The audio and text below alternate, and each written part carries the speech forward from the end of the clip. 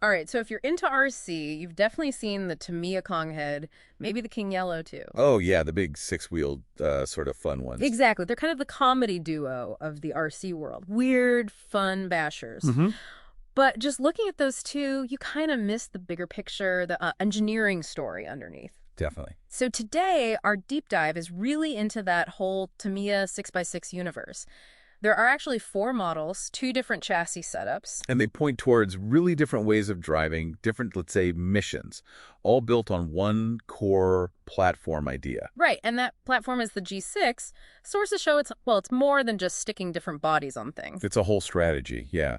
Tamiya built in a ton of interchangeability. It's electric powered. You can basically jump from that like silly school bus, The King Yellow. yeah, to a really technical rock crawler just by swapping key parts. It's pretty clever. Okay, let's break down that base chassis first. Great. The G601. Okay. It's built around this quite tough, slim monocoque frame, and the gearbox is sealed right inside it. Which is great for off-roading, keeps the muck out. And that gearbox, that's kind of the heart of it. It really is. It's all gear-driven, true six-wheel drive powered by just one standard 540 motor. And handling 6 wheels sounds like it could get tricky. Well, they designed it with triple differentials, so one for each axle pair, basically. It helps keep things stable, especially when you have grip. And that gives you that standard gear ratio. What was it? It's the Basher ratio, 18.03 to 1. Good all-around speed and punch. Okay, but here's something interesting I saw.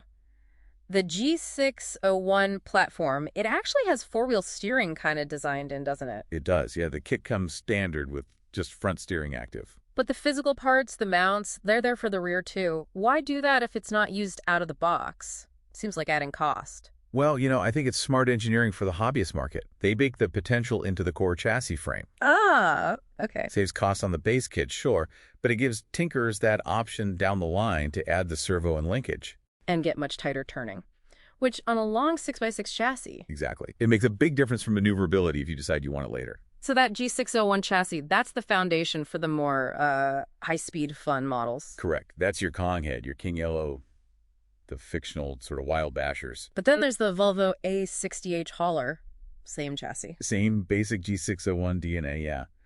But that one shows a completely different focus from Tamiya. How so? It's all about scale realism. It's a licensed model. It's actually 124 scale, so Yeah. smaller. Comes in the pre-painted cab too, I think. It does, yeah.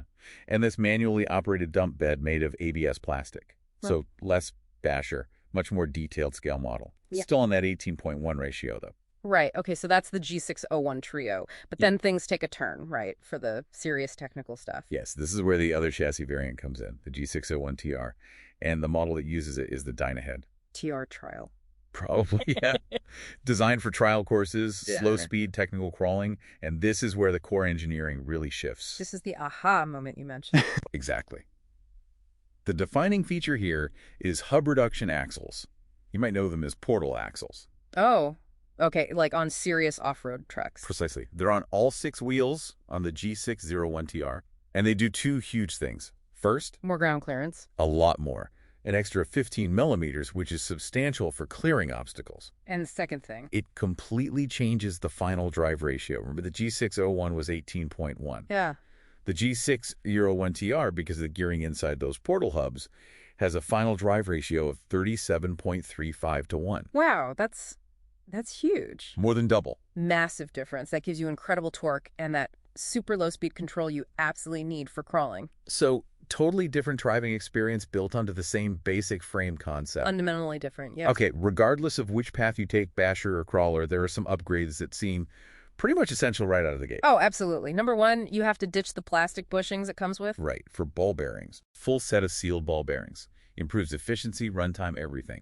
And check out the difference here. Okay. The standard G601 chassis, like the KongHead, needs 40 bearings, which is already quite a few. But the DynaHead. Because of the complexity of those 6 portal axles, the G601TR DynaHead needs a whopping 76 bearings. 76. Wow. That's a serious bearing installation job. It really is. Yeah. Tells you how much more is going on mechanically in that TR version. And what about power? If you want to upgrade the motor from the stock 540, maybe a 550 for more torque.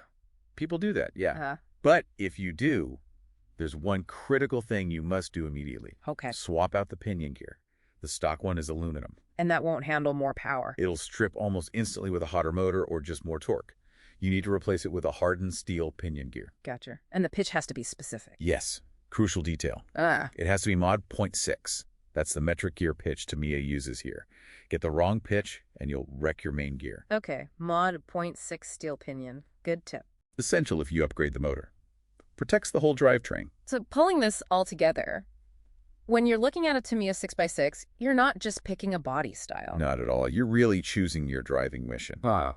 Is it about speed and fun, just bashing around? Like the KongHead or King Yellow? Or is it about that license scale realism, like the Volvo Hauler? Right. Or is it about the technical challenge, the precision, the torque of crawling? Which is the DynaHead on the G601TR chassis. It's pretty amazing, that engineering commitment, creating two really distinct driving disciplines. Basically from the same core platform, with the axles being that main divergence point. Yeah. So here's something to think about.